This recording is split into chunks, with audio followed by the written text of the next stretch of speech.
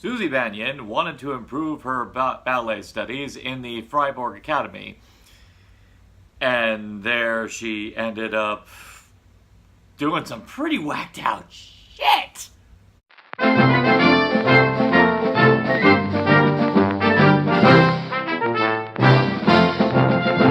Suspiria, the remake of the 1977 horror classic from Dario Argento, this time directed by Luca Guadagnino, who just made a big splash last year with Call Me By Your Name. Now, as you recall, I did a brief review of that for the Oscars last year, and I was very pleased with the film as far as its visual. It was very elegantly made and very intimate. A remake of what is definitely Dario Argento's most stunning work.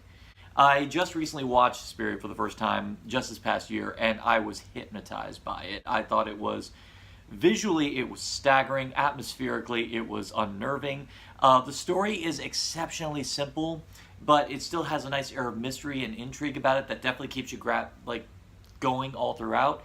And I remember when it ended, I felt like I had just gotten off an ecstasy high because of how much it pulls you in, of its just the colors and the music and the cinematography. And it also helps that, again, Jessica Harper.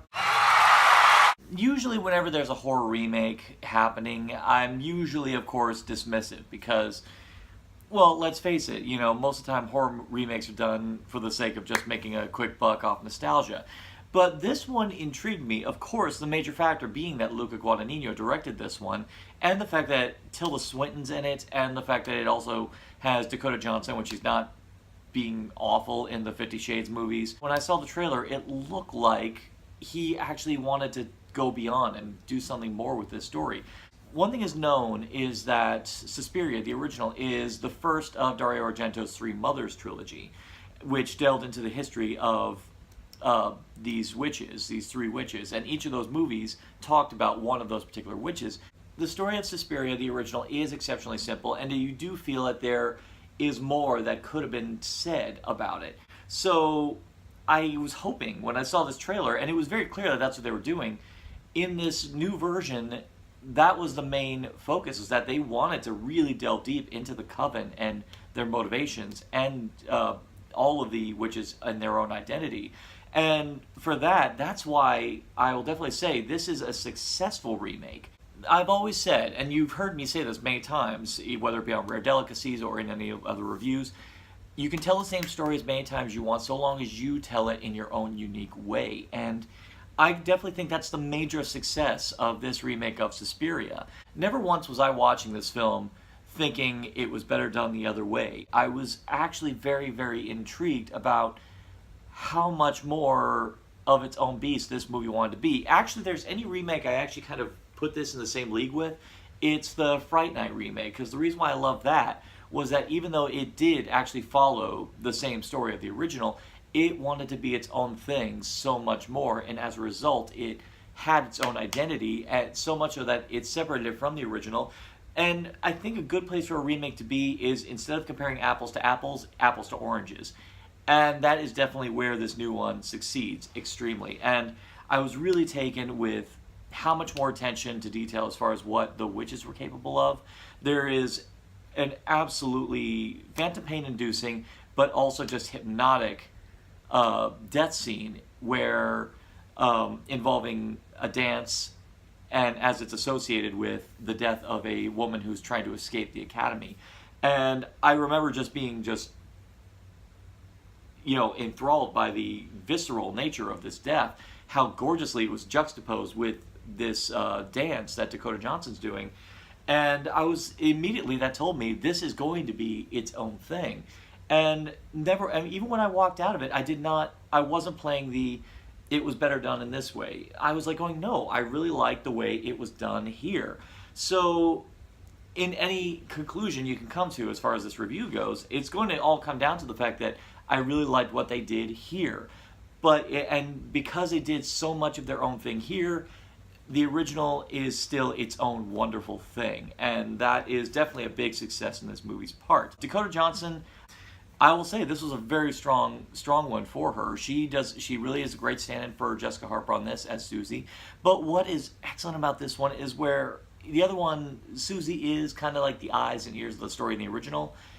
This one is an ensemble piece, and a very impressive ensemble piece. You also have Mia Goth, who plays the Sarah character, who I remember really liking the original because she was the one who did a lot of the investigating.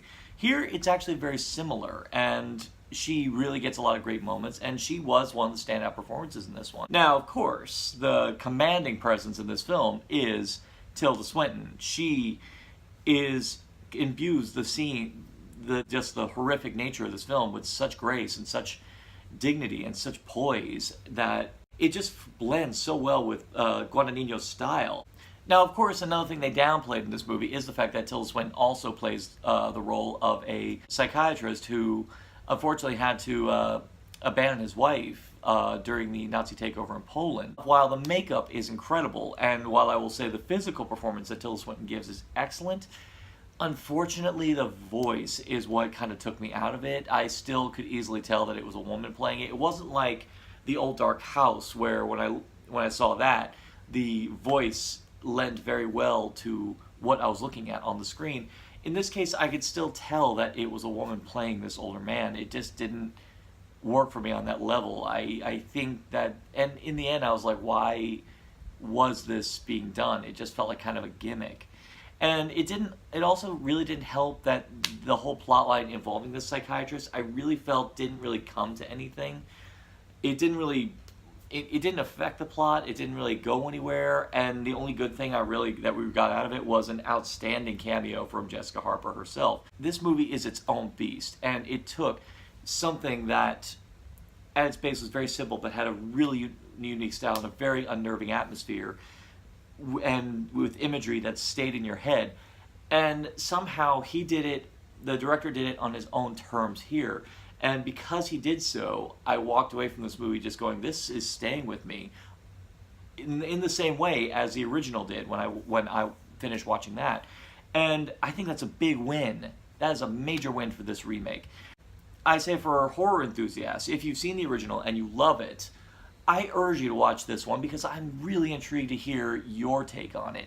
This is one of those ones that I kind of hope is divisive, whether it be for fans of the original and fans of the new, or I'm actually even intrigued by the people who've never seen the original who just see this, and then you show them the original. This is one of those ones that kind of excites me because it is one that is so uncompromisingly grim, and it is very grisly, it is visceral, but it is also beautiful. The original has just staggering colors and cinematography and sound and music, and this one, while it does have incredible camera work on its own terms, the thing that works about this one is that it's more about poetry of the body. There's a lot of body horror in this movie, and that fits considering the fact that it's about a witch's coven dwelling in a dance academy. And a lot of the dance sequences in this are intense, and there are moments where I legitimately was fearing for the welfare of not just Susie or Sarah, but just all the dancers. I was worried that there was something legitimately terrible going to happen to everyone concerned. I gotta say, the remake of Suspiria was exceptional. It's been hours since I went to go see it, and I just came home, and I was going, this is staying with me, in the same way the original did. And I think that's the calling of a really solid remake. And I love the fact that the people involved in making it wanted to show fidelity to the original, but took the very strong foundation of the original and made it into its own beast. The runtime on this is exceptionally long, and I think a lot of that could have been shaved off by getting rid of the whole subplot with the psychiatrist. That's the only really weak link, and possibly could have been knocked down to maybe 2 hours, maybe 15 minutes or something, 2 hours, 10 minutes. And I think that's the major problem I have with this movie. But nevertheless, that's not going to stop me from giving the Suspiria remake a Narcotic Castle rating of...